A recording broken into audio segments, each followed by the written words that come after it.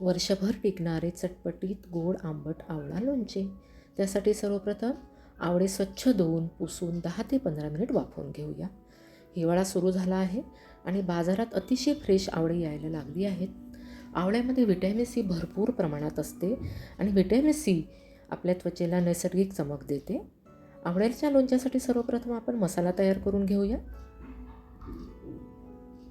मिक्सरच्या भांड्यामध्ये जिरे, शोप, मेथी, लवंग, मिरी याची पावडर करून घेऊया.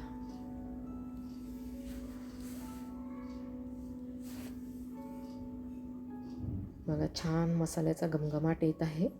आपली आवळी पण झाली आहे. आवळे थंड झाल्यावर आपण त्याच्या फोडी करून घेऊया. बघा, अशा फोडी सहज होतात आणि जेवढ्या आवळ्याच्या फोडी तेवढाच आपण गूळ घेतलेला आहे. आपल्या आवडीनुसार तुम्ही गूळ कमी जास्त घेऊ शकतात. गॅस आपण मंद ठेवलेला आहे. आवळा आणि गूळ एकत्र शिजवून घेऊया. गुळाला पाणी सुटायला लागले आहे. असे आपण 10 मिनिटं शिजवून घेऊया.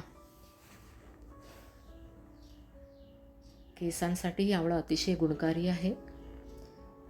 5 ते 6 चमचे तेल कडकडीत गरम करून घेऊया.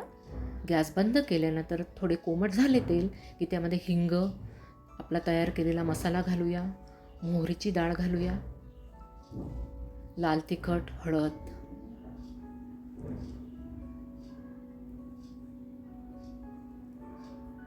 काळं मीठ, साधं मीठ आणि अगदी चिमूटभर मसाला. मसाला हा ऑप्शनल आहे.